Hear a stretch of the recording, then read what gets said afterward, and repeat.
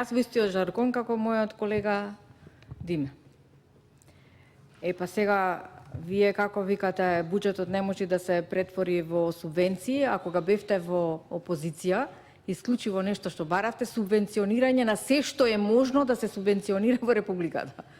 И сега викате како може, како ќе биде буџетот на Република Македонија, ако ние на се и се што даваме субвенции. Па сега, почитуван колега Диме, дај да расчистиме. Кога бевте во опозиција, буквално вашите колеги кои што тогаш беа пратеници, на се бара субвенционирање. Ама на се. И мачи куќе да сакаш да купиш, субвенција да му се даде на граѓаниот, да може да си купи и мачи куќе. До толку баравте субвенции, значи. До тој степен одеше вашето барање на субвенции. И сега вие кажувате што направила претходната влада. Ај сега да почнем. А претходната влада што направила? А предпретходната влада што направила? И што правиме ние вака? А кажувате дека не ви е врвен приоритет здравјето на граѓаните. Значи, ова, гледајте го тој аспект.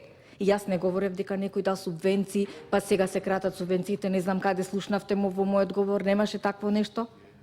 Апсолутно немаше такво нешто.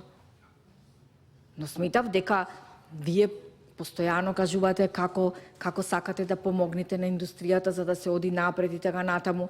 И ајде да видиме со што вие толку многу кажавте сте помогнале со покачувањето на даноците, со тоа? Или можеби да му помагате со партиските вработувања кои што ги правите? Тоа да, на тоа поле сигурно помагате. Значи, се сложувам со вас дека инспекцијата затајува во овај дел. Се сложувам, апсолутно. И никако не може да се стави механизам за тоа како, на кој начин треба ова нешто да се на некој начин мониторира.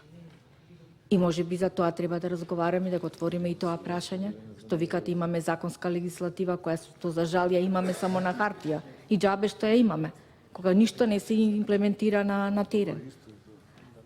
Од тој аспект ми беше, значи вие за ништо не сакате средства и кажувате да, ова вака ќе биде, а од друга страна ги одбивате нашите амандмани.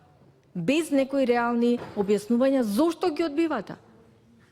Кажувате да, во ред е вашиот амандман, супер е, ќе може да помогне во ова, ама не е во приоритет при планирањето на ребалансот на буџетот.